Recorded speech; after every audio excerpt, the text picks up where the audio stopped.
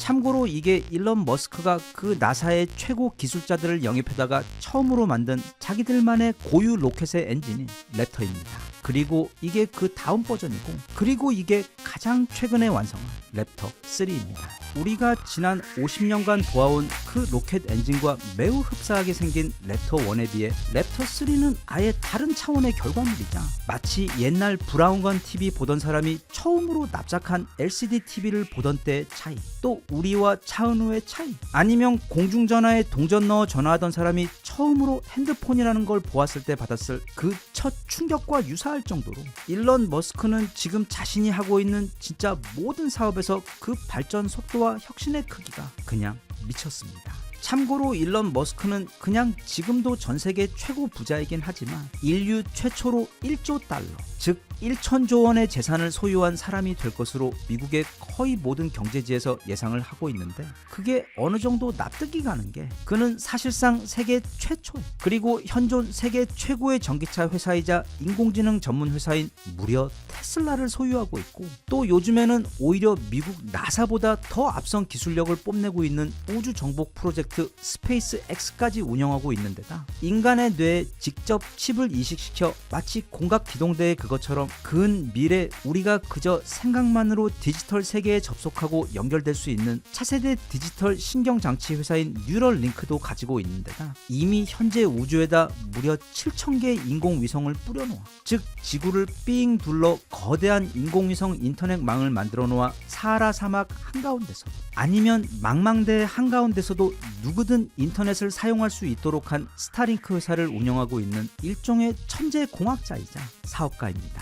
하지만 그 모든 사업들이 다 돈을 잘 벌어다 주는 것은 아닙니다. 전기차 회사 테슬라 빼고는 그 로켓 사업도, 또 뉴럴링크와 스타링크도 다 대부분 아직은 적자 상태입니다. 그래서 미국의 테크 경제 전문가들이 예상하는 그가 곧 인류 최초의 1조 달러 부자가 될 것이라고 예상하는, 그러니까 그에게 그런 말도 안 되는 숫자의 부를 가져다 줄 것이라고 전망하고 있는 분야는 따로 있는데, 그게 바로 로봇 사업입니다. 로봇? 네, 이게 지금은 저기 먼 미래에나 있을 법한, 아니면 영화나 또는 옛날 일본 만화 영화에나 나올 법한 그런 애들 장난 같은 이야기처럼 느껴질 수도 있는데, 이 인터넷이, 그리고 손안에 맞는 컴퓨터인 스마트폰이 정말 순식간에 우리 삶과 사회 안으로 들어와 이제는 이미 절대로 없어서는 안 될 삶의 일부분이 되어버린 것처럼, 그리고 이미 도로마다 전기차가 가득한 것처럼, 게다가 영화 허에 나오던 모든 걸 알고 또 모든 걸 다 할 줄 알며 마치 인간처럼 완벽하게 자연스러운 대화가 가능한 그런 만능 AI 역시 이미 챗 GPT-4.5의 등장으로 현실이 된 것처럼 이제 우리 인류의 다음 단계는 바로 로봇입니다. 참고로 그 로봇의 또 다음 단계는 인공지능으로 완성된 완벽한 성능의 가상현실 세계입니다. 아마 지금부터 대략 10년 정도만 지나도 인공지능의 도움으로 현실과 거의 구분이 어려운 수준의 가상현실 세계가, 또는 가상현실 세계 제품이 출시되어 사람들은 자신의 여가시간 대부분을 현실보다 그 가상 디지털 세상 안에서 더 많은 시간을 보내며 살고 있을 확률이 매우 높습니다. 아무튼 다시 로봇 이야기로 돌아와서, 예전에 제가 영상으로 한번 소개한 적이 있는 피규어 1 역시 이미 말도 안 되는 수준의 높은 완성도를 보이고 있는데, 이렇게 인간과 똑같이 생기고 또 똑같은 형태로 작동하는 로봇을 인간형 로봇이라고 부릅니다. 참고로 이 피규어 로봇 회사는 이제 곧 올해 다음 달인 12월이면 시작될 일론 머스크의 로봇 시장 독주를 막기 위해 챗 GPT 회사인 오픈 AI와 마이크로소프트, 그리고 엔비디아가 힘을 합쳐 만든 테슬라 로봇 대항마 회사입니다. 그리고 벌써 그 제품의 퀄리티가 끝내주며 일부는 이미 BMW 공장에 취직해 일하고 있습니다. 이 외에도 지금 전 세계 수많은 회사들에서 이런 인간형 로봇을 만들려고 거의 인공지능 시장에서 지금 벌어지고 있는 것 이상으로 천문학적인 투자금과 인력을 쏟아부으며 개발 경쟁을 하고 있는 상황인데, 바로 그 경쟁에서 마치 전기차 경쟁에서 테슬라를 따라올 회사가 없는 것처럼 일론 머스크의 인간형 로봇인 이 옵티머스는 거의 넘사벽 수준으로 다른 모든 회사들을 앞서고 있습니다. 그럼 궁금해집니다. 어차피 로봇을 만들 거면 그냥 특정 작업을 잘 할 수 있도록, 예를 들면 이런 자동차 공장의 로봇이나 아니면 음식 만드는 로봇 또는 커피를 타주는 로봇처럼, 아니면 로봇에게 팔을 막 8개 정도 달아주면 한 번에 더 많은 일을 할 수도 있을 텐데, 어째서 굳이 이렇게 만들기도 너무 어려울 것 같은 인간형 로봇을 만드는 그 이유가 잘 이해가 가지 않을 수 있습니다. 그 이유는 어떻게 보면 좀 무섭기도 하고 또 한편 기대가 되는 이유인데, 즉 이렇게 인간형 로봇을 만들 경우 그 안에 충분히 똑똑한 인공지능 소프트웨어만 탑재시킬 수 있다면 곧 그 로봇들을 우리 인간이 존재하고 활동하는 모든 자리에 들어가서 지금 우리가 하던 그 모든 일들을 다 대신해 줄 수 있기 때문입니다. 가장 쉬운 예로는 현재 공장에 있는 사람들의 자리에, 그렇다고 따로 공장을 다시 고치거나 별도의 특수 장치를 설치하지 않고도 이 인간형 로봇들은 그냥 그 자리에 그대로 들어가서 똑같은 작업을 할 수 있는데, 이들 로봇들은 잠도 잘 필요도 없고 화장실도 가지 않으며 또 자꾸 중간에 담배를 피러 나갔다가 막 1시간씩 자리로 돌아오지 않는 일도 없으며, 무엇보다 이들 로봇은 작업을 훨씬 더 빠르고 정확하게 그리고 엄청나게 효율적으로 해낼 수가 있습니다. 사실 이렇게 생각하면 이런 로봇들은 전 세계 모든 회사와 공장주들이 항상 꿈꿔오던 기술의 선물입니다. 그런 이유 때문에 이미 전 세계 공장들에는 우리 일반인들은 잘 모르고 있지만 이미 이런 인간형 로봇들이 굉장히 많이 들어가 시범적으로 사용되고 있고, 아마 바로 내년부터는 그런 추세가 엄청나게 속도를 내며 넉넉 잡아 향후 약 10년 내 전 세계 공장 자리의 거의 80% 이상이 거의 다 이런 로봇들로 채워질 예정입니다. 그럼 이게 로봇들이 우리 일자리를 빼앗기 때문에 우리에게 나쁜 것이 아니냐고 생각할 수도 있는데, 그리고 그건 일부 일리가 있는 우려이기도 하지만 이미 은행들도 ATM 기계를 한 대 놓을 때마다 평균 28명의 직원을 해고하는 것으로 알려져 있습니다. 네, 좀 구식이긴 하지만 ATM 기계도 일종의 로봇입니다.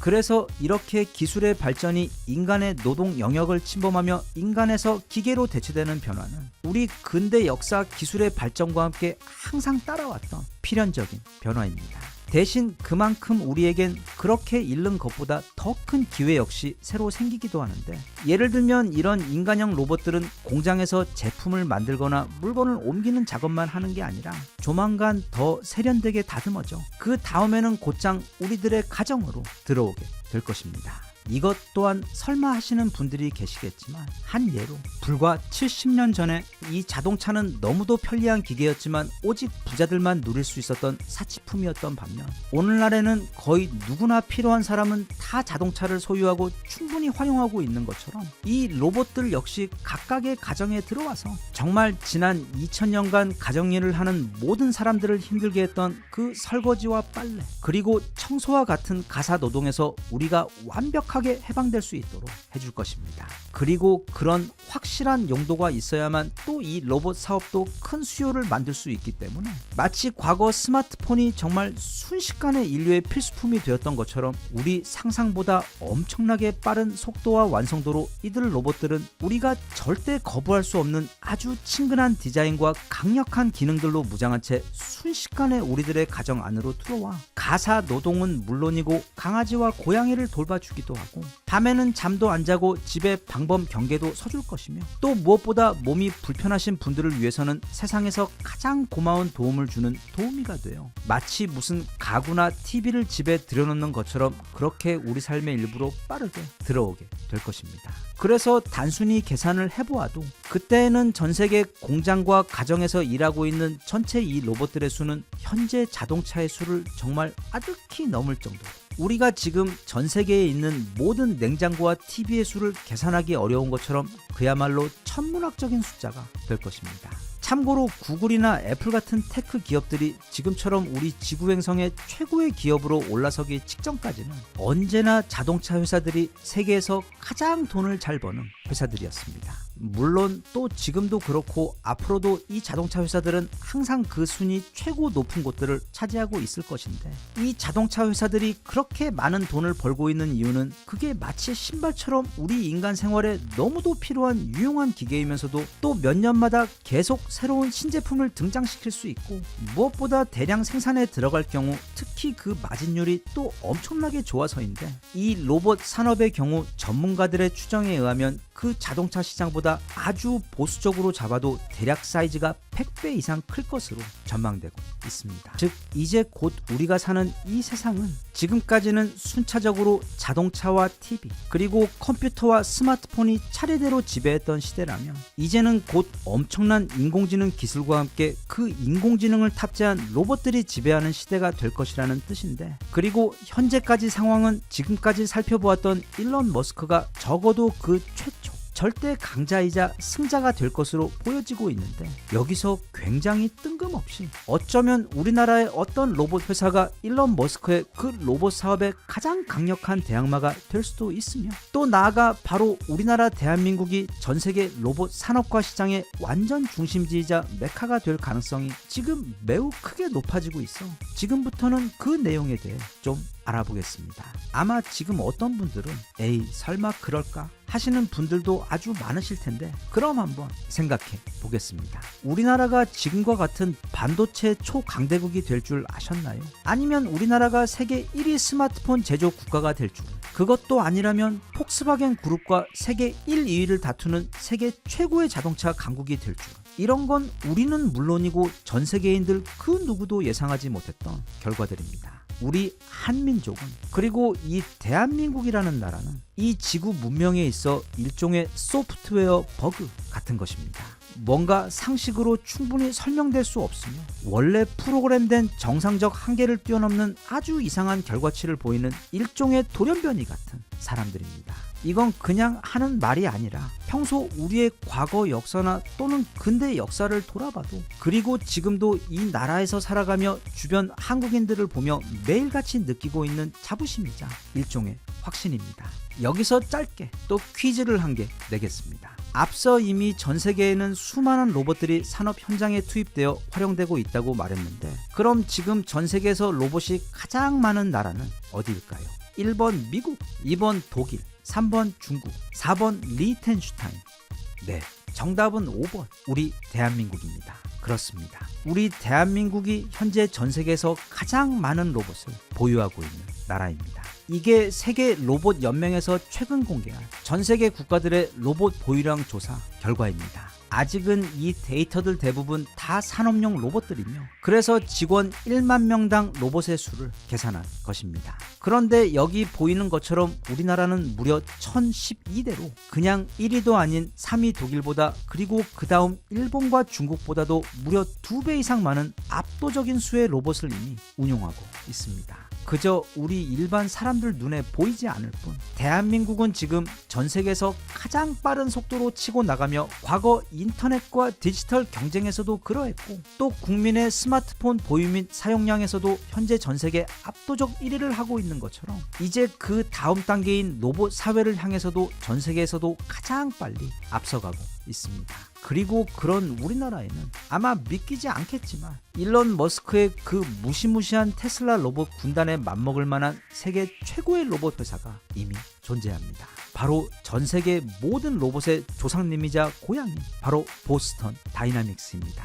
다들 옛날에 인터넷 서핑하다가 이 로봇들 한 번씩 보신 적 있으실 겁니다.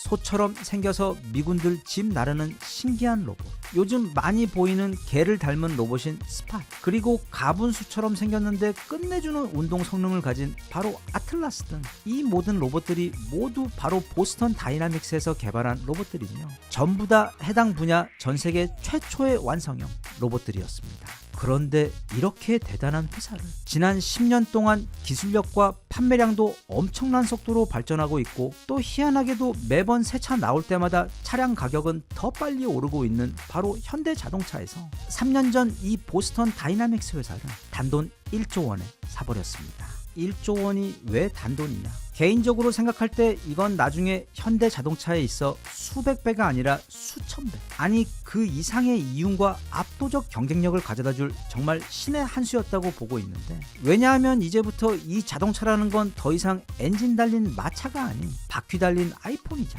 도로 위에 로봇이기 때문입니다. 그래서 테슬라 로봇들도 모두 다 테슬라 자동차에 사용되는 그 똑같은 칩과 같은 종류의 인공지능 알고리즘 소프트웨어를 사용해 만들어지고 있어. 말하자면 둘 다 로봇이긴 한데 한 개는 바퀴로 굴러가고 다른 한 개는 사람처럼 생긴 것뿐, 둘은 엄마가 같은 이란성 쌍둥이입니다. 그래서 곧 펼쳐지게 될 이 테슬라와 현대 자동차 사이 로봇 대전에서 물론 지금이야 살짝 테슬라가 앞서고 있기는 하지만 그게 싸움이 좀 더 진행이 되고 나면 그 결과는 현재 아무도 장담할 수 없는 상황입니다.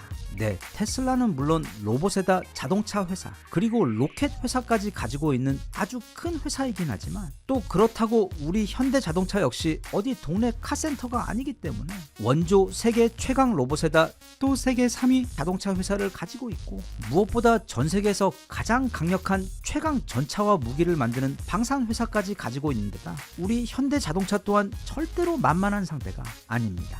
현대 자동차의 보스턴 다이나믹스의 경우 테슬라가 기존 자사 로봇인 아틀라스의 최대 약점을 파고들어 유압식 관절 방식 대신 모터 방식의 옵티머스를 내놓으며 선두를 빼앗아 버리자 얼마 지나지 않아 보란듯이 정말 순식간에 그 옵티머스와 똑같은 방식의 모터 방식으로 제작한 새로운 인간형 로봇을 최근 선보이면서 이 분야 최초의 왕이었던 보스턴 다이나믹스가 절대 테슬라에게 순순히 그 선두 자리를 내주지 않겠다는 기세를 보여주었습니다.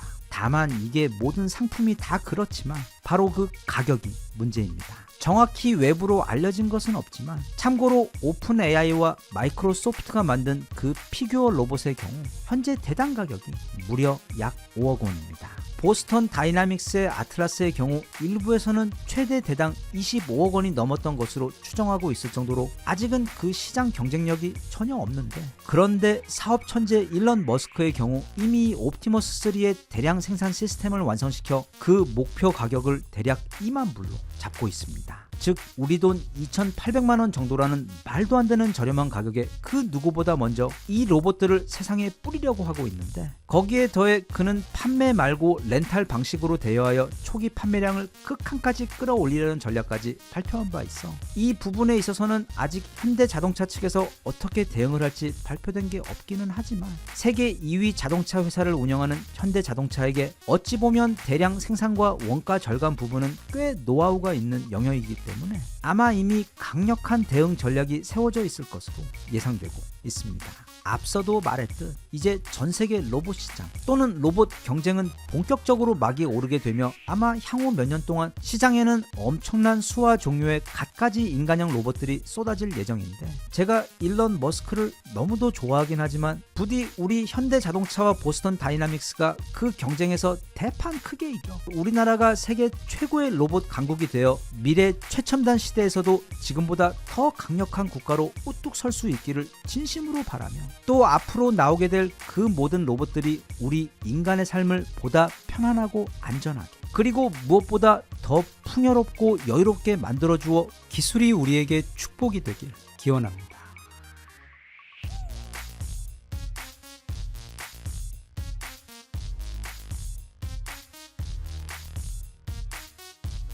Even if you tried, you wouldn't understand it. Maybe something's missing inside of you. Just a bit of sugar to that horrid bitter. Maybe you taste different. 우리 한국에 대해 특히 우리 한국인들 사이에서 거의 정설로 여겨지는 몇 가지 아주 오래된 믿음들이 있습니다. 예를 들면 우리 한국인은 다들 항상 너무 짜게 먹기 때문에 유독 성인병이 많다거나, 또 한국은 전 세계에서도 가장 사기꾼들이 많은 나라라는 점, 그리고 이건 나름 좀 큰 자부심을 가지고 있는 부분인데, 한국에서는 카페나 어디에 가방을 놓고 화장실에 가도 심지어 핸드폰이나 노트북을 그냥 테이블 위에 놓고 갔다가 돌아와도 항상 그대로 있는 전 세계 거의 유일한 나라라는 점인데, 옛날에는 원래는 이걸 두고 그렇게 다들 칭찬을 하다가도 언젠가부터는 갑자기 이걸 두고 그건 한국이 전 세계에서도 가장 많은 CCTV를 온 사방에 설치해놓고 국민들을 감시를 하고 있어서 그런 것이지 절대로 한국인들이 양심적이거나 착해서 그런 게 아니라는 주장들이 나오고 있는 상황입니다. 그리고 끝으로 이게 정말 중요한 건데 어쨌든 그렇게 도둑이 없는 양심적인 나라지만 이게 어떻게 된 게 정말 희한하게 이 자전거 도둑만큼은 전국에 너무도 많아. 그것도 전 세계에서도 자전거 도둑이 가장 많은 나라가 우리나라라는 이야기가 바로 그것입니다. 그럼 한 가지씩 좀 찬찬히 살펴보겠습니다. 우선 한국인들은 너무 음식을 짜게 먹어서 문제라는 지적. 실제로 우리가 그 맛있는 부대찌개나 또는 감자탕을 먹을 때 아니면 식사하며 각종 반찬들을 먹을 때 보면 확실히 그 짠맛이 굉장히 강하게 느껴지기는 합니다만 그렇다고 우리가 무슨 토끼도 아니고 아무 간도 되어 있지 않은 밍밍한 채소나 물만 마실 수도 없기 때문에 이게 과연 다른 나라들과 비교해 정말로 그렇게 짠 것인지 알아볼 필요가 있습니다. 이건 월드 파퓰레이션 리뷰라는 곳에서 조사한 전 세계 국가들의 나트륨 섭취량을 조사한 것인데 종종 우리나라가 전 세계에서 가장 짜게 먹는다고 알려져 있지만 실제로 전 세계에서 가장 많이 나트륨을 섭취하는 국가는 바로 중국입니다. 그것도 그냥 그 수치가 압도적으로 높습니다. 아마 모르긴 몰라도 가장 기름진 음식 또한 중국이 1등이지 않을까 싶은데 그래서 그 아래로 순위를 계속 살펴보면 중국 다음으로 매우 희한하게도 동유럽 국가들이 다 엄청 짜게 먹고 있고 우리나라는 저 밑에 15위에 있습니다. 개인적으로 동유럽은 가본 적이 없지만 아주 옛날 한 500년 전에 서유럽 국가는 한번 가본 적이 있었는데 거기 음식이 너무 짜서 깜짝 놀랐던 기억이 있습니다. 우리나라 음식은 간이 아주 잘 맞고 감칠맛이 기가 막혀 그렇게 느끼는 것이지 절대로 그냥 짠 소금덩어리 음식이 아닙니다. 자, 두 번째, 우리나라에는 전 세계에서도 사기꾼이 가장 많다고 하는 말이 있는데 이 부분에 대한 실제 통계 역시 굉장히 의외이면서도 한편 정말 재밌습니다. 우선 그럼 먼저 퀴즈 한 가지를 내겠습니다. 전 세계에서 인구당 사기 범죄가 가장 많이 일어나는 국가는 과연 어디일까요? 뭐 이것도 아주 나쁜 거니까 일단 중국 아니면 미국, 한국 어디일까요? 정답은 바로 스웨덴입니다. 네, 굉장히 의외이며 이건 우리가 사는 이 세상에 대한 선입견에 대해 꽤 큰 충격을 주는 결과입니다. 이게 유엔에서 조사한 인구 10만 명당 전 세계 국가들 사기 범죄율 통계인데 그 법 없이도 살 것 같은 조용한 북유럽 국가인 스웨덴은 2등과 무려 3배나 차이가 날 정도로 그야말로 사기꾼들의 천국입니다. 2위도 좀 의외이고 놀랍기는 한데 바로 독일이고 그런데 정말 의외인 것은 3위를 한 국가도 덴마크인 북유럽이고 4위 또한 핀란드로 북유럽이라는 점입니다. 우리가 평소에 생각하던 그 고상한 북유럽의 이미지와는 뭐가 상당히 다른 굉장히 흥미로운 통계입니다. 어쩌면 그 나라의 감옥들은 거의 다 이렇게 살짝 저렴한 호텔 느낌이 나는 꽤 지낼 만한 곳들이기 때문에 즉 망치가 너무 가볍다 보니 못이 많이 올라오는 게 아닌가 싶기도 합니다. 참고로 우리나라 사기꾼들의 활약은 이런 세계 대회에서는 상위권에도 들지 못할 정도의 귀염둥이 수준인데 대신 우리가 일반적으로 그렇게 느끼게 된 이유는 우리나라는 특히 사회 문제나 이웃들에 대해 굉장히 관심이 많은 편인데다 또 기본적으로 사회의 윤리의식이 매우 높은 편으로 게다가 또 매일 뉴스에서 이런 류의 소식들이 많이 다루어지다 보니 마치 그런 일들이 세계에서도 가장 많이 일어나고 있는 게 한국인 것처럼 오해를 하게 되는 것 같은데 그건 우리나라 사람들이 머리가 유독 좋아 그렇게 오해를 받는 부분도 있지만 실제로는 그런 이들은 극히 일부이며 뉴스에도 나지 않고 정말 아무도 모르게 좋은 일 하시며 성실하게 사시는 분들이 절대 대다수인 착하고 정말 좋은 나라가 우리나라입니다. 그리고 다음은 대한민국이 전 세계에서도 CCTV를 가장 많이 설치해 놓은 감시 국가라서 도둑이 없는 것이라는 지적 역시 사실과 다릅니다. 그 사람들이 말하는 그 CCTV 천국 감시 국가는 아마 중국을 말하는 것 같은데 중국은 진짜 온 사방에 무려 안면인식 인공지능까지 설치된 CCTV가 설치되어 있는 곳으로 이 중국에겐 비밀이란 없습니다. 그런데 놀랍게도 이 분야 역시 중국이 1위가 아닙니다. 앞서 스웨덴이 황당한 사기꾼 순위에서 1위를 해버리며 신선한 놀라움을 준 것처럼 이 관음증 CCTV 설치 대회에 있어 전 세계 챔피언은 바로 인도입니다. 이게 전 세계 주요 도시들 CCTV 설치 순위인데 1위가 인도 델리 카레이고 3위도 인도 첸나이, 그리고 18위 역시 뭄바이로 인도가 금메달이며, 하지만 언제나 품질보다는 물량 공세로 1등을 노리는 중국답게 2등 칭타오, 4등 선전, 5등 우시와 6등 상하이 등 전체 순위 가운데 거의 절반 가까이를 중국이 모두 차지하며 결코 1위 인도에게 절대 밀리지 않는 2위 국가가 바로 중국입니다. 한편 우리 서울은 전체 순위 중 11위로 굉장히 적당한 수준의 설치량을 보여주고 있으며 절대로 과하게 CCTV를 설치하여 국민들을 감시하는 그런 국가가 아닙니다. 왜냐하면 우리나라 사람들은 이미 개개인 스스로 준법 기준이 너무 지나칠 정도로 높아서 애초에 그렇게 감시할 필요가 없기 때문입니다. 그리고 이건 개인적인 경험으로 볼 때 단지 카페가 아니라 지방 여행하다 카메라도 없는 공원 의자 같은 데다 실수로 가방 같은 걸 깜빡 놓고 갔다가 나중에 다시 가보면 한 번도 예외 없이 늘 거기에 그대로 있었고, 또 비교적 최근에는 요구르트 사러 이마트 가서 장 보는데 어떤 아주머니께서 다가오시더니 저기 뒤에서 이거 지갑 떨어뜨렸다며 제가 떨어뜨린 그 지갑을 주워 저를 따라와 직접 가져다 주신 적도 한 번 있었습니다. 고맙습니다, 아주머니. 우리나라 사람들이 남들 물건 탐내지 않는 것, 그리고 거리나 카페 또는 이렇게 마트에서 주운 지갑을 꼭 주인을 찾아주려고 하는 것은 절대로 그깟 CCTV 때문이 아니며, 예전에 아주 예쁘신 한국 파견 BBC의 여기자였던 로라 비커님이 속초 갔다가 지갑 잃어버리고 온 후 서울에서 혼자 울고 있던 사이 정말 앤디 워홀도 울고 갈 정도의 미친 팝 아트적 감각에 무려 깜찍한 버터링 박스로 포장이 되어 그 다다음 날 무사히 택배로 집으로 돌려받았던 것처럼 이건 본인들도 정말 어쩔 수 없는 한국인이라면 누구나 타고난 그 귀여운 오지랖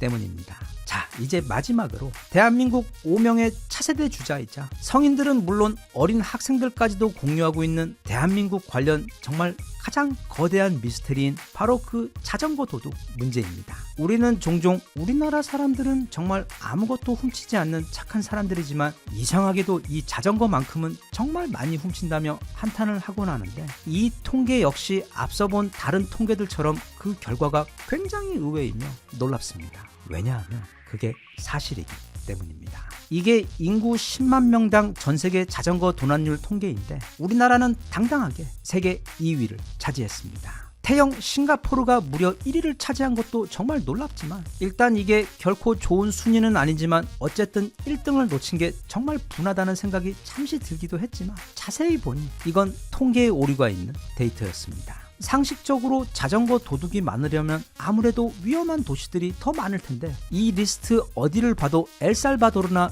멕시코시티, 미국 필라델피아나 캘리포니아 캠튼 같은 개토 도시들은 전혀 보이지가 않습니다. 그 반대로 싱가포르와 서울 그리고 홍콩이 최상위권을 차지하고 있습니다. 이 리스트에 대해 나중에 알게 된 것이 있는데, 이건 도난이 신고된 숫자를 기록한 것으로, 다시 말하면 멕시코시티에서는 자전거를 도난당해도 자전거 도난 따위는 아예 범죄로 취급조차 되지 않기 때문에 아무데도 그걸 신고할 데가 없습니다. 대신 껌 씹다 잘못 버리면 엄청난 벌금 내야 하는 싱가포르나 동방 예의지국 한국 또는 치안이 엄청 좋기로 유명한 홍콩 같은 곳에서는 자전거를 도둑맞는 것은 정말 커다란 일이며, 또 그래서 그걸 신고하는 일도 엄청나게 많은 것입니다. 즉, 이 수치는 절대적인 수치로 볼 때 자전거의 도난 범죄 비중을 보여주는 것이 아닌 얼마나 많이 신고되느냐 그 신고건을 보여주는 것으로, 그래서 이 수치는 다르게 생각하면 그 나라의 치안 시스템이 얼마나 좋은지를 보여주는 아이러니한 데이터로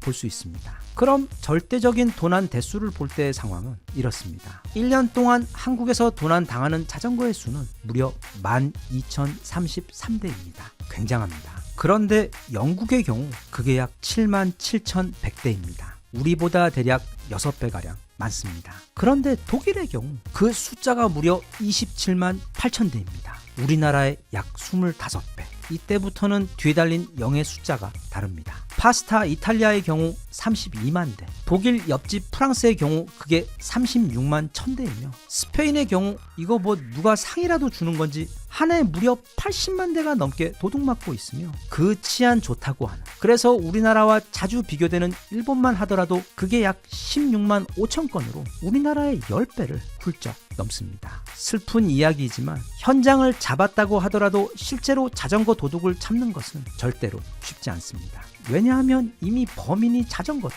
타고 있기 때문입니다. 아니면 여기 엄청난 용기와 재치를 가지신, 개인적으로 존경심이 막 우러러나는 어느 멋진 남미 누님처럼 범인과 밀당을 해서 이기는 경우가 아니라면 한 번 떠난 자전거는 좀처럼 돌아오지 않습니다. 즉 우리나라는 온라인과 주변에서 그렇게 믿는 것과 달리 그렇게 짜게 먹지도 않는 건강한 식습관을 가진 나라이며, 또 온 사방에 CCTV를 설치해 국민들을 감시하지도, 또 국민들 역시 그런 CCTV 때문에 법과 질서를 잘 지키는 것이 아닌 그저 스스로 도덕 기준이 굉장히 높은 사람들일 뿐이라는 점과, 사기꾼의 비율도 북유럽 국가들에 비하면 우리나라에서는 거의 멸종 수준이며, 무엇보다 이 자전거 도둑의 나라라는 불명예는 사실은 전 세계에서도 거의 꼴찌에 가까울 정도로 자전거 도둑이 거의 없는 착한 나라입니다. 다수가 공유하는 잘못된 정보는 선입견을 만들고, 그런 선입견은 곧 믿음으로 이어지며, 또 그런 믿음은 일상을 생활하며 자신과 주변 세상을 보는 렌즈가 되어 이내 행동으로 이어지기 때문에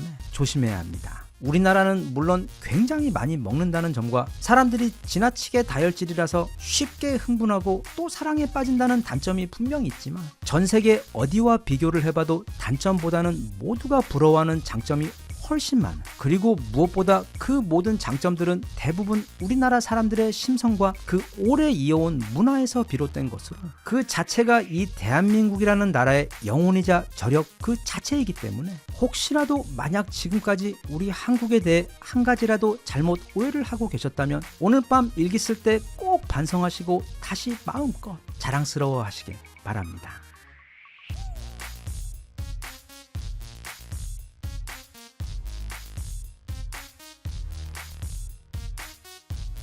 Even if you tried, you wouldn't understand it. Maybe something's missing inside of you. Just a bit of sugar to that horrid bitter. Maybe you taste different.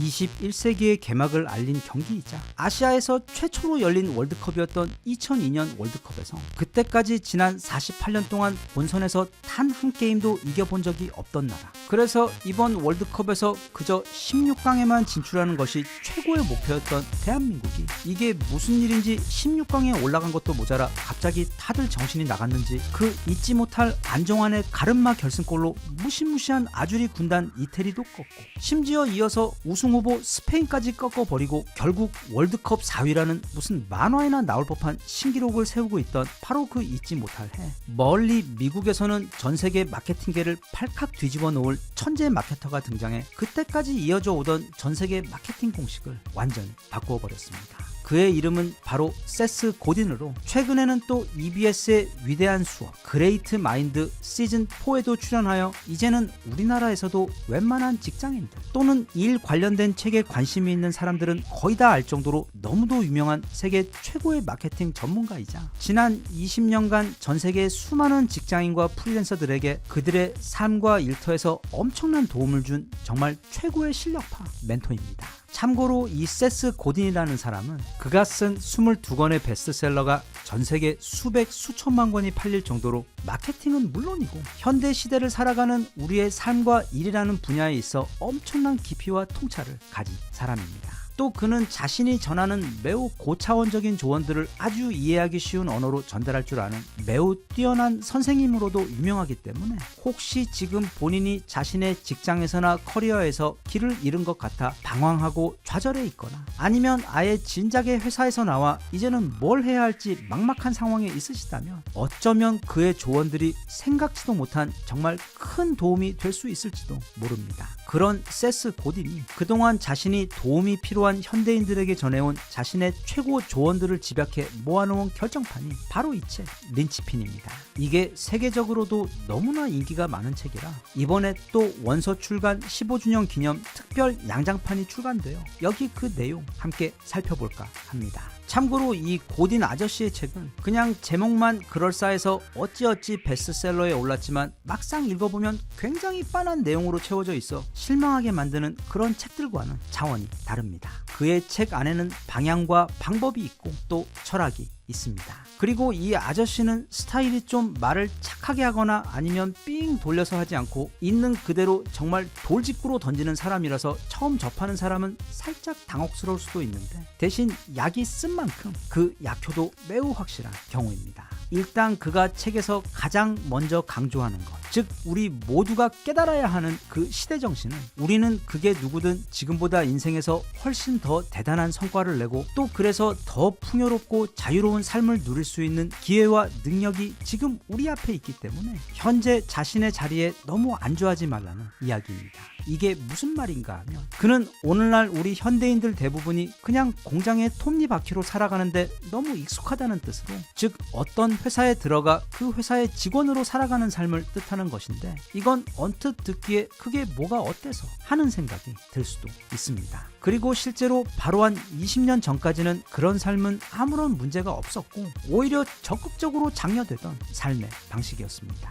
예를 들면 과거 너무도 유명했던 그 아메리칸 드림이라는 표의 의미 역시 누구든 적당히 공부하고 또 적당히 괜찮은 직장에 들어가서 적당히 열심히 일하기만 하면 가족들과 함께 만족스럽고 편안한 삶을 누릴 수 있다는 것을 뜻하는 것이었고, 그건 실제로 미국이나 또는 우리나라에서도 불과 한 20년 전까지만 해도 사실이었습니다. 그런데 2000년을 전후하여 컴퓨터가 본격적으로 등장하며 세상이 변하는 속도가 엄청나게 빨라지고 또 그렇게 사회 구조도 빠르게 바뀌다 보니 이제는 적당히 직장 생활을 하는 것만으로는 무난한 생활을 영위하는 게 점점 더 어려워지기 시작한 것입니다. 그래서 옛날에는 평생 직장이라고 해서 한 회사에 들어가면 그곳에 뼈를 묻는다는 신념으로 모든 걸 다 바쳐 일을 했고 또 회사에서도 그런 충성심에 대해 충분한 보상과 안전망을 제공해 주었었는데 이제는 아무도 평생 직장이라는 말을 쓰지 않고 반대로 퇴사와 이직 아니면 갑작스런 명예퇴직을 강요받는 일이 너무도 흔한 세상이 되어버려 과거 샐러리맨과 직장맨들이 누렸던 그런 편안함과 안전함은 이제는 오랜 과거이자 사치가 되어버렸다고 그는 지적합니다. 세스 고딘은 그 원인이 물론 사회에게도 있지만 우리들 자신들에게도 있다고 지적합니다. 즉 그 편안한 시스템에 너무 길들여져 우리의 야수성과 독립성이 너무 약해지고 사라져 버렸다는 지적인데, 한 예로 앞서 말한 그 아메리칸 드림이라는 미국뿐 아니라 지난 20세기 100년 동안 전 세계 거의 모든 사람들을 사로잡은 그 친숙한 개념에 대해 그는 그걸 이렇게 풀어 해석합니다. 고개를 숙여라, 지침을 따라라, 시간을 지켜라, 열심히 일해라, 비위를 맞춰라. 그리하면 보상을 받게 될 것이다. 지금 어느 정도 나이가 있는 분들은 다들 눈치를 채셨겠지만 이건 우리가 옛날에 학교를 다닐 때 지키던 룰과 정말 완벽하게 똑같습니다. 왜냐하면 세스 고딘에 의하면 이 학교라는 곳은 지식을 가르치는 곳이 아니라 그저 회사에서 일할 노동자들을 대량으로 빨리 생산해내는 일종의 노동자 인력 공장들이었기 때문입니다. 그래서 오늘날 우리는 모두가 똑같은 교육을 받고 또 졸업하면 손에 각자 이력서를 들고서는 다들 똑같은 회사 앞에 긴 줄을 서며 구직을 하는 모습이 오늘날 사회의 당연한 현실이 되어버렸는데, 대신 그렇게 모두가 일종의 톱니바퀴, 즉 언제든지 회사의 필요에 따라 다른 새로운 톱니바퀴로 대체될 수 있는 그런 세상이 되어버려 오늘날 우리 현대인들은 예전보다 훨씬 더 많아진 업무량과 책임감에 더해 미친 수준의 경쟁, 그리고 언제든 대체될 수 있다는 불안감을 안고 살아가야 해서 너무도 힘들고 괴롭다고 그는 말합니다. 대신 옛말에 하나의 문이 닫히면 또 하나의 다른 문이 열린다고, 그렇게 기술의 발전으로 인해 수많은 일들이 자동화, 전산화가 되어버리며 인간의 노동력의 가치가 과거의 그 영광을 잃어버리게 된 것은 맞지만, 대신 한편으론 인간 개개인의 창의력과 능력이 폭발적인 힘을 낼 수 있도록 해주는 기가 막힌 돌파구 또한 생겼다고 그는 이야기하는데, 그게 바로 인터넷입니다. 이 인터넷이라는 게 중요한 이유는 과거 18세기 자본가인 부르주아들이 독점했던 그 핵심 권력이었던 생산수단을 다시 일반인들에게, 그러니까 전 세계 모든 프롤레타리아들에게 공짜로 되돌려준 정말 역사적인 대사건이라고 세스 고딘은 말합니다. 이 말을 좀 더 쉽게 이해해 보자면, 옛날에는 공장에 들어가지 않으면 일을 할 수가 없었고, 기자가 되어 신문사에 들어가지 않으면 기사를 발행할 수가 없었으며, 또 아무리 배우가 하고 싶어도 단 몇 개밖에 없는 방송국에 들어가지 않으면 연기를 할 기회조차 얻을 수 없었지만, 이제는 이 인터넷이라는 것 때문에 누구든 원하기만 하면 자기만의 생산수단을 가질 수 있게 되었다는 뜻입니다. 개인 스스로가 자신의 공장이 될 수 있는 시대. 그래서 자본가인 부르주아도 아니고 노동자인 프롤레타리아도 아닌 그 둘을 초월한 제3의 계급이 될 수 있으며, 그로 인해 이제는 모든 게임의 법칙이 바뀌었다고 그는 말하며, 그래서 과거에는 블로거들이 글을 썼고, 요즘에는 인스타그램이나 유튜브를 통해 또는 각종 온라인 플랫폼을 활용해 사업을 운영하고 있는 이들처럼, 이제는 회사가 아닌 수많은 개인들이 스스로 그 생산수단을 소유한 채 생활을 하고 또 꿈을 이룰 수 있는 시대가 도래했다고 그는 강조합니다.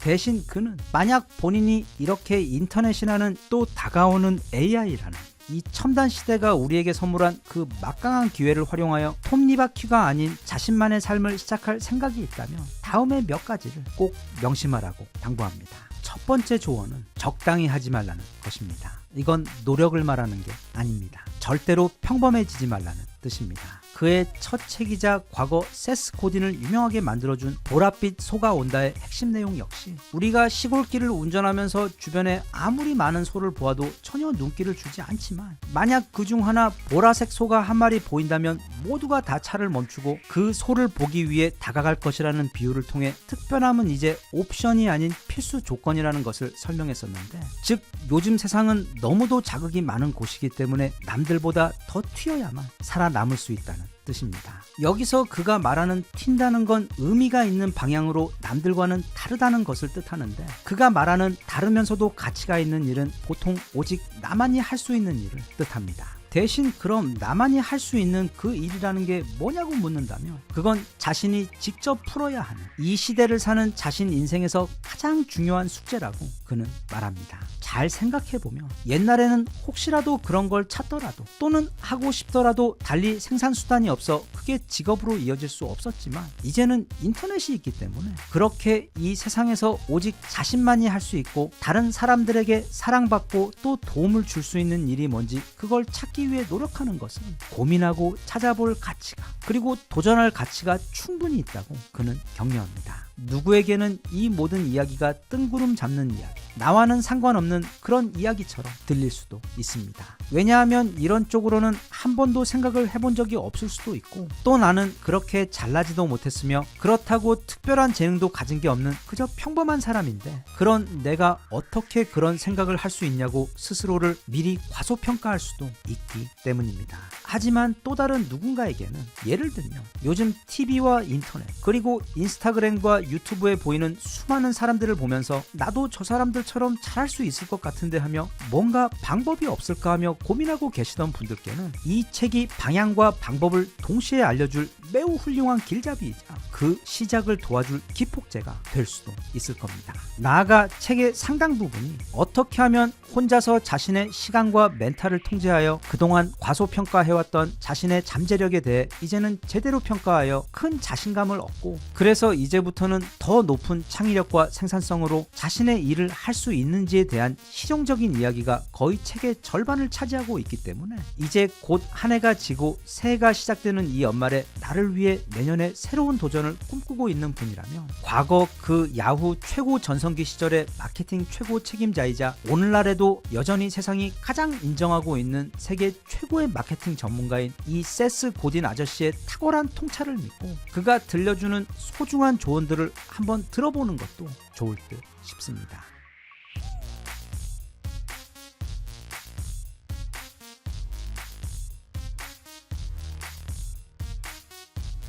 Even if you tried, you wouldn't understand it. Maybe something's missing inside of you.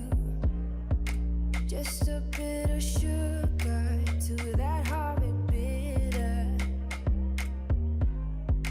Maybe you tasted 트럼프 아저씨가 전쟁을 싫어한다는 것은 이미 널리 알려진 사실입니다. 그래서 그는 벌써 우크라이나와 러시아에게 내년 1월 20일 나 대통령 취임식 하고 나면 전쟁을 바로 끝낼 수 있도록 각각 미리 전화를 넣어놓은 상태라서 이래저래 전망은 많지만 이 우크라이나 전쟁은 실제로 곧 마무리가 될 것으로 보이는데, 하지만 트럼프가 이렇게 전쟁을 싫어하는 이유는 그가 딱히 굉장히 선하고 착한 사람이어서, 아니면 평화를 사랑하는 사람이어서는 아닙니다. 그가 볼 때 전쟁은 비즈니스에 좋지 않기 때문에 그는 평화를 선호하는 것입니다. 하지만 그는 엄청나게 똑똑한 전략가이기 때문에 이 평화라는 것은 오직 내가 강할 때만 누릴 수 있는 것이라는 사실을 아주 잘 알고 있으며, 또 미국의 군사력이 자신이 하고자 하는 그 외교 전략이나 비즈니스에 얼마나 큰 레버리지 역할을 하는지 너무도 잘 알고 있습니다. 그래서 그는 어쩌면 오히려 바이든보다도 더 큰 폭으로 미국의 국방비를 키우고 또 미국의 군사력도 크게 증강시킬 가능성이 큽니다.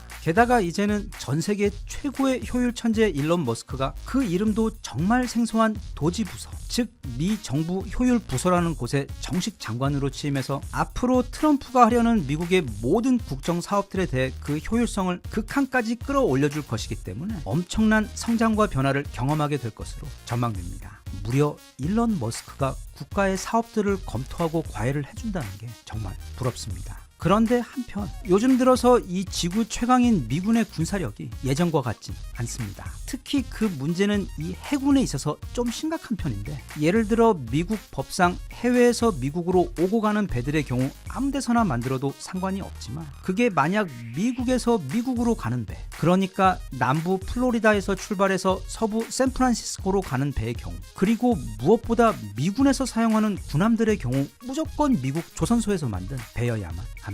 이렇게 되면 언뜻 좋은 것 같기도 하지만 이게 양날의 검인 게, 미국의 조선소들은 다른 나라와의 경쟁을 걱정하지 않으면서 편하게 미국 수주들을 독점할 수 있어 좋은 면도 있지만, 다른 한편으론 고인물은 반드시 썩게 마련인 것처럼 이렇게 경쟁이 없다 보니 이들 미국 조선소들의 기술력은 날이 갈수록 쇠퇴하고 또 그 규모도 쪼그라들어 버린 것입니다. 게다가 또 미군은 특히 지난 약 20년 동안 육군 무기와 해군 무기는 마치 계모가 데려온 애들 취급하는 것처럼 새 무기도 만들어주지 않고 있는 무기들까지 줄이면서 오직 공군 무기들에만 온갖 정성을 들이며 집중했기 때문에 언젠가부터는 이제 거의 신규 발주도 없어 이들 미국 조선소들은 점점 더 일거리까지 줄어들어 상당수는 결국 문을 닫았거나 대부분이 거의 휴업 상태에 있는 그런 상황입니다. 예전 2차 대전 당시 미드웨이 해전을 치르던 그때 마치 그 기계로 뽑는 정통 수타면처럼 막 일주일에 항공모함 한 대씩 찍어내고 대형 군함과 상선들도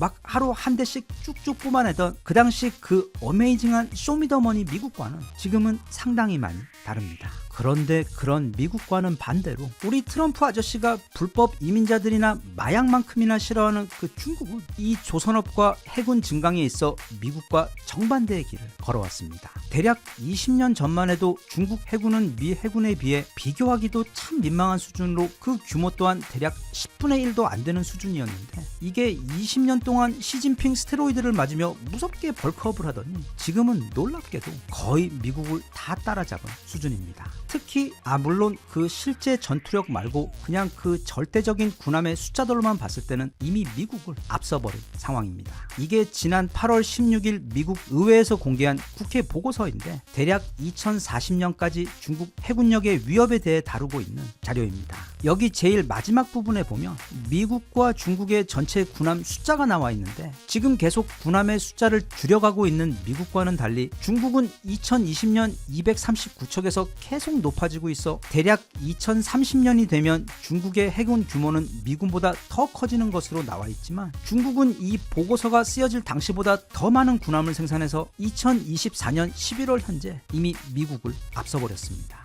물론 이게 UFC 챔피언 1명이랑 동네 일진 3명이랑 싸운다고 해도 당연히 UFC 선수가 이기겠지만, 대신 그 일진들이 재빨리 친구들을 불러 모아 그게 막 10명, 20명이 되고, 또 어떤 놈은 손에 무기까지 들고 나타나 버리면 옛말에 다구리 앞에 장사 없다고 제 아무리 UFC 챔피언 미국이라도 선뜻 승리를 장담할 수가 없게 됩니다. 그런데 이런 상황은 미국에게 있어 큰 문제가 됩니다. 왜냐하면 이 미국이라는 나라의 군사적 전략은 언제나 그냥 이기는 게 아니라 치사하게 자기들만 우주선을 운영하고 있는 현존 지구 최강 미국의 공군 능력을 보면 쉽게 알 수 있듯이, 만약 상대가 최고의 MMA 전문 싸움꾼이라면 그럼 이쪽에서는 총을 들고 싸움에 나가야만 직성이 풀리는 것처럼 그냥 압도적인 전력 차이로 적을 완벽하게 이겨버리는 게 미국의 기본 싸움 전략이기 때문에 해군력에 있어 이렇게 중국과 비교당하는 것, 심지어 일부 수치에서는 중국에게 밀리고 있는 것처럼 보이는 상황은 자존심 강한 미국에게 절대로 용납할 수 없는 상황입니다. 그래서 갑자기 마음이 급해진 미국은 그럼 자기들도 빨리 더 많은 새 군함들을 만들고 싶은데, 앞서 설명한 것처럼 지난 수십 년 동안 마치 고인물처럼 방치해놓은 미국의 조선소들은 이제는 더 이상 그런 최첨단 군함들을 만들 기술력도 없고, 또 조선소들의 규모도 너무 작아졌으며, 심지어 자기들이 옛날에 만들어서 내보냈던 그 군함들이 AS 받기 위해 다시 서비스 센터로 들어와도 그걸 고칠 능력까지 부족한 그런 상황이어서, 이러다 정말 중국에게 바다의 장악력을 빼앗기는 것은 아닌지 미국은 매일 밤 울며 잠들며 깊은 시름에 빠졌습니다. 그런데 바로 그때 마치 백마탄 왕자님처럼 지금 너무 슬픈 미국에게 필요한 그 모든 것을 다 가지고 있는 너무도 멋진 왕자님이 등장해 버렸습니다. 그게 바로 우리 대한민국입니다. 그러니까 이게 무슨 말인가 하면, 지금 미국에서 가장 필요한 것은 바로 전 세계에서 가장 배를 잘 만드는 기술력과, 그리고 또 가장 큰 규모의 조선소를 운용하고 있는 곳인데, 그게 바로 우리 대한민국이기 때문입니다. 이 우주 항공에 일론 머스크와 스페이스 X가 있다면 이 조선업에 있어서는 바로 대한민국과 한화오션 그리고 현대중공업이 있습니다. 심지어 우리나라는 옛날 이름까지 조선이었습니다. 그리고 그 조선은 전 세계 최초의 바다 위 탱크인 거북선을 만들어 운용하던 원조 괴물 해군의 국가였습니다. 그런데 그런 한국이 가진 강점은 이것뿐만이 아니었습니다.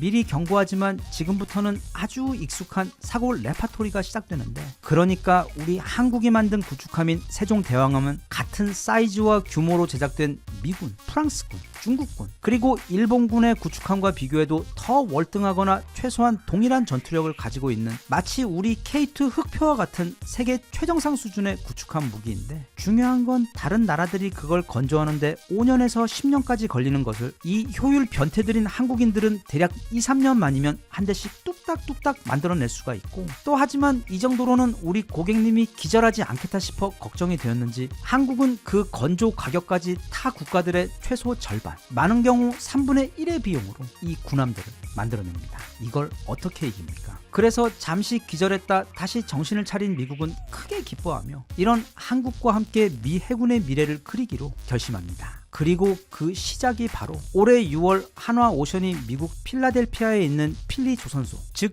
미국에서 가장 큰 규모를 자랑하는 상징과 같은 그 조선소를 인수를 한 사건이며, 동시에 또 미 해군은 이제는 미국의 회사인 이 한화오션의 필리 조선소에 미 군함들의 수리와 관리까지 맡기게 되는데, 이건 역사상 최초로 미국 회사가 아닌 타국의 회사에게, 그것도 민간 회사에게 미군 군함들의 수리와 관리를 맡긴 첫 사례입니다. 참고로 최근에는 현대중공업 또한 미군 제7함대 수리를 할 수 있는 자격을 확보한 상황입니다. 그런데 여기에 더해 이번에 트럼프 아저씨가 대통령에 당선이 되자마자 자기가 지금 이 미군 상황을 좀 살펴보니까 이거 듣던 대로 과연 특히 미 해군이 아주 심각한 상황에 놓여 있는 것을 직접 확인하게 되었는데, 하지만 너무 다행히도 최근 한화오션이 미국의 조선소를 인수하면서 한국의 조선 기술력과 생산력까지 함께 온 것을 확인하고는 이제부터는 미 해군의 모든 정비와 관리, 게다가 줌 왈토와 같은 최신형 차세대 구축함을 새로 만드는 것까지 모두 다 한국에게 맡길 구상을 지금 하게 된 것입니다. 그래서 지난번 대통령에 당선된 직후 우리나라 대통령과 짧게 통화를 했을 때에도 그 대화의 가장 중요했던 핵심 주제 역시 바로 지금 미국은 한국의 조선업의 도움이 크게 필요하다는 트럼프의 말이었던 것입니다. 그리고 그 소식이 뉴스를 통해 풀리자마자 여기 보이는 것처럼 한동안 하향선을 그리던 한화오션의 주가가 순간 점프를 해버렸습니다. 이건 앞으로 한국의 조선 산업에 찾아오게 될 최고의 호재 중 그야말로 슈퍼 트럼프 호재. 즉 앞서 말한 미 해군 선박 수주와 수리 사업권 외에도 트럼프는 바이든 정부가 공격적으로 추진했던 풍력 발전이나 태양광 같은 친환경 녹색 사업들은 모두 다 폐기하고 다시 이전 방식인 석유와 천연가스 쪽으로 방향을 틀 예정인데, 그렇게 되면 다시 한번 전 세계 LNG 운반선과 초대형 유조선에 대한 수요가 폭발적으로 늘어날 것이 지금 너무도 당연한 상황이어서 전 세계에서 이 초대형 LNG 선박 및 유조선을 가장 잘 만드는 우리 한국 조선사들의 미래는 트럼프 임기 내내 엄청난 호황을 누리게 될 것으로 아주 쉽게 전망되고 있습니다. 얼마 전에는 우리 K9 자주포를 미군에서 수입해 미군의 주력 자주포로 사용할지도 모른다는 기사들까지 나왔고, 이제는 한화오션과 현대중공업이 미 해군의 전담 조선소가 되어 거의 모든 물량을 싹쓸이할 것으로 보이는 데다 또 거기에 더해 트럼프의 에너지 및 환경 정책 덕분에 전 세계로부터 LNG 선박과 유조선 수요까지 다시 한국으로 엄청나게 몰리게 된 상황입니다. 물론 아마 트럼프 아저씨가 다시 백악관에 들어가게 되면 우리나라한테 이번에는 그 방위비도 엄청나게 뜯어가실 것이 현재 거의 확실해 보이긴 하는데, 개인적으로 생각할 때 그 방위비는 더 많이 받아가도 괜찮으니까 대신 이번에는 백악관에 계시는 동안 우리 자주포 외 다른 한국 무기들도 아주 많이 사주셨으면, 그리고 미 해군 군함들 수리 물량들과 신형 구축함 건조 주문도 많이 넣어주시길, 그리고 또 이왕에 이렇게 쿨하게 한국 밀어주는 김에 세계 최강 미국의 핵잠수함 기술도 우리한테 좀 팍팍 전수해 주시고, 또 하는 김에 우리 핵잠 만드는 것도 도와주셨으면 하며, 그리고 끝으로 솔직히 진짜 우리도 이제는 막 현무 5 같은 무슨 말도 안 되는 변태 미사일 같은 거 자꾸 만드는 것도 너무 힘이 들기 때문에, 무엇보다 지난번 너무도 쿨하게 미사일 사거리 풀어준 것처럼 혹시 시간 나실 때 이제는 좀 우리 핵 관련 제재들 풀어주는 것도 한번 진지하게 검토해 주시면 개인적으로 아주 고마울 것 같습니다.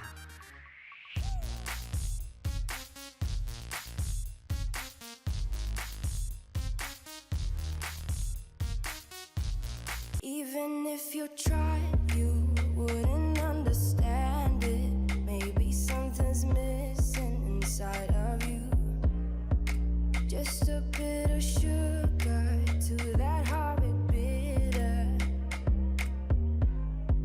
Maybe you taste different. 그 힘들었던 IMF 시절 대한민국 국민들에게 희망과 용기를 주었던 국민 영웅이자 한번 걸리면 그 자리에서 고막이 파괴될 정도의 결코 멈추지 않는 투머치 토크 공격을 가해 심지어 팬들까지도 사인 받으러 왔다가 깜짝 놀라 도망친다는 사우론의 입을 가진 박찬호 선수는 지금 나이가 대략 40 정도만 넘은 사람이라면 누구나 가슴 한켠에 그를 위한 자리가 있을 정도로 대한민국 근대 역사의 한 페이지이자 살아있는 전설입니다. 아무튼 누구든 그에게 한번 걸리면 제가 예전에 LA에 있었을 때로 시작되는 절대 멈추지 않는 무서운 토크 기차에 합승해 귀에서 피를 흘리며 함께 오래오래 타고 가야만 했던 대한민국에서 가장 유명한 투머치 토커인 박찬호 선수이지만, 그리고 이렇게 최근 각종 TV 광고들을 통해 굉장히 가볍고 다소 웃기는 캐릭터로 소비되고는 있는데, 이어지는 영상을 보시면 아시겠지만 아마 깜짝 놀랄 정도로 생각이 무척 깊고 또 자신만의 확고한 철학이 있는 매우 배울 점이 많은 좋은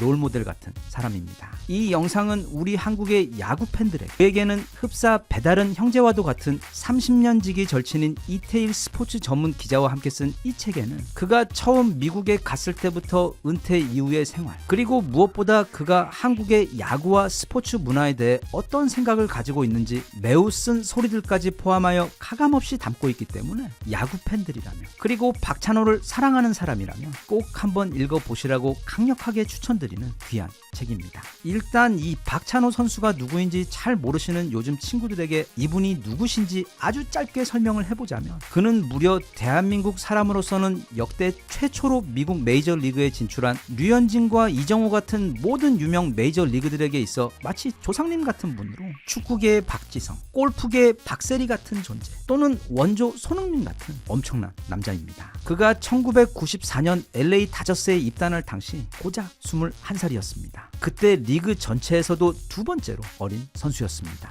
하지만 그가 어렸다고 해서, 그리고 메이저리그에 처음 간 애송이라고 해서 실력이 부족했느냐 하면 전혀 아닙니다. 그냥 짧게 그의 메이저리그 시절 커리어를 종합을 해보자면 2010년 10월까지 메이저리그 통산 124승 98패로 아시아 최다승 기록을 갖고 있을 정도로 대단한 성적을 남겼습니다. 거기에 더해 원저 돌려차기용답게 2001년 내셔널리그 몸에 맞는 공 전체 1위, 2002년에는 또 아메리칸 리그 몸에 맞는 공 전체 1위를 하며 발이 아닌 공으로도 미국 선수들을 두드려 팬 선수로도 유명합니다. 그리고 그는 무엇보다 1997년 한국에서 IMF의 시련이 찾아오며 온 국민이 절망과 시리에 빠져 있었을 때 박세리 선수의 양말 벗고 아이언샷과 함께 우리 국민들이 당시 그 어려운 시기를 버텨낼 수 있도록 정신의 기둥이 되어주었던 우리 국민들의 자부심이자 소중한 빛이었습니다. 그래서 그런지 박찬호 선수와 박세리 선수는 서로 모르는 초면이었는데도 그녀가 부상을 당해 입원을 했을 때 꽃을 들고 문병을 가기도 했고, 또 박세리 선수의 은퇴식 때에도 아무도 그를 초대하지 않았음에도 참석하여 축하해 주었다고 합니다. 전성기 시절 박찬호 선수의 하체를 보면 거의 무슨 인간 코뿔소 엉덩이를 보는 것 같은데, 그는 힘들었던 어린 시절 매일 라면을 먹을 수 있다는 이유만으로 처음 야구를 시작한 이후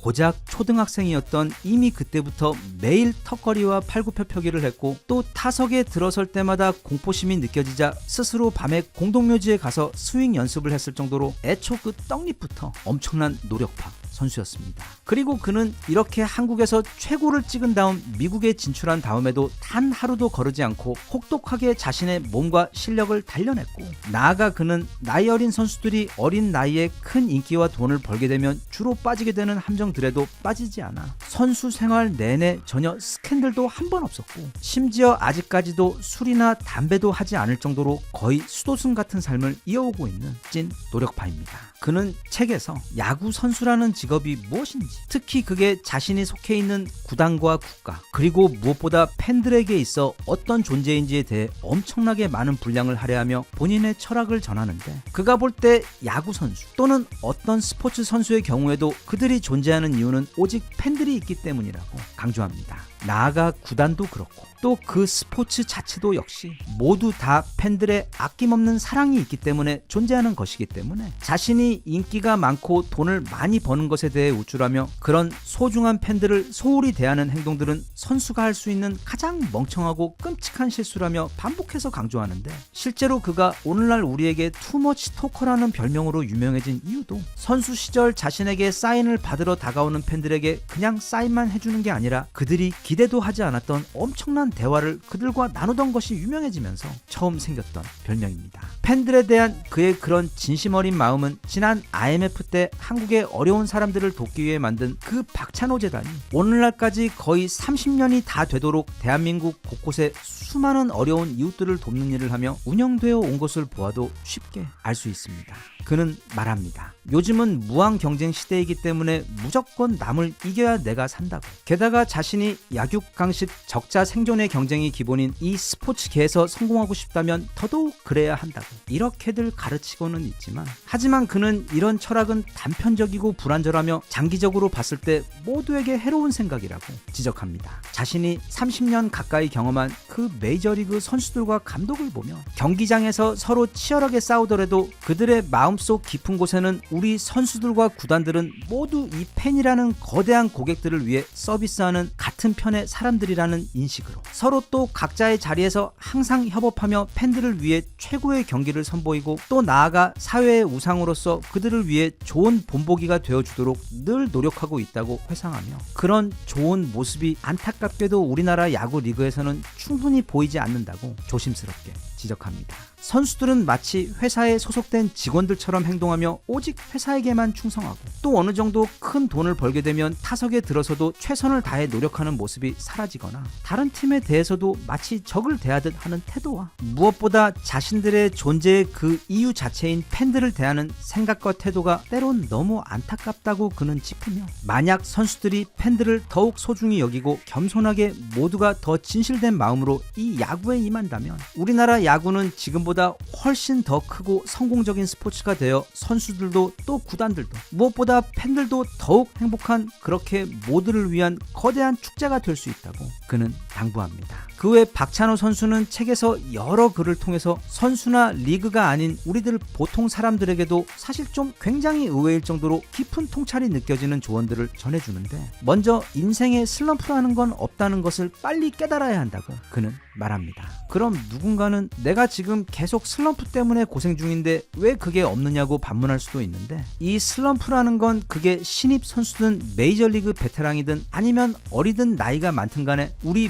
모두에게 예외 없이 자주 찾아오는 단골 손님 같은 것이기 때문에 나만 그런 것이 아니니 그것 때문에 스트레스 받지도 또 절대 고개를 숙이지도 말고 대신 성실한 생활 루틴과 자기 반성을 통해 그 슬럼프를 오히려 기회로 만들 수 있는 방법을 대신 고민해 보라고 그는 조언합니다. 야구는 실력이 아닌 후회를 관리하는 게임이라는 미국 투수 R.A. 디키 선수의 말처럼 자신의 슬럼프나 얼마 전 했던 실수에 대한 후회에 너무 오래 매몰되지 말고 그건 다들 똑같으니 빨리 훌훌 털어버리고 일어나 다시 뛰라고 격려합니다. 끝으로 그는 이건 얼마 전 소크라테스 영상에서 그가 우리에게 해주었던 말과도 같은 조언인데, 아무리 일상이 바쁘더라도 틈틈이 시간을 내서 나는 누구이고 지금 나는 무엇을 위해 뛰고 있는지에 대해 항상 스스로 자문하며 검토하고 반성해야 한다고 그는 말하며, 그렇게 하기에 가장 쉽고 좋은 것이 바로 일기쓰기라고 귀뜸합니다. 왜냐하면 우리의 감정은 항상 매일 소용돌이치며 좋은 일들과 나쁜 일들 또 괴로운 일들이 한데 섞여 쌓여가기 때문에 중간에 한 번씩 멈추어 서서 그 감정들 가운데 부정과 긍정을 정리하는 시간을 가지고 또 자기가 잘한 것에 대해서는 스스로 칭찬하고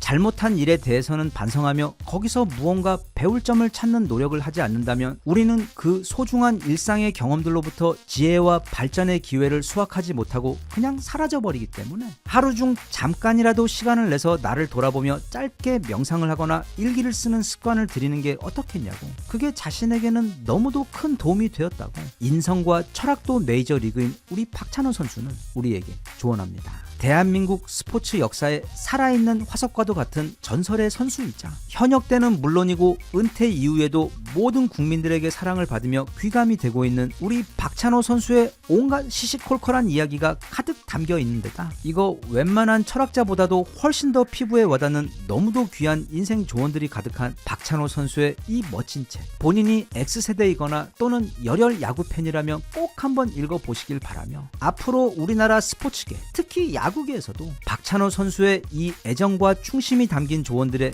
귀를 기울여 지금 역대 최고의 흥행을 올리며 그 어느 때보다 많은 야구 팬들이 생겨나고 있는 우리 K야구 리그가 모두를 위한 지금보다 훨씬 더 즐겁고 성공적인 축제가 되었으면 좋겠습니다.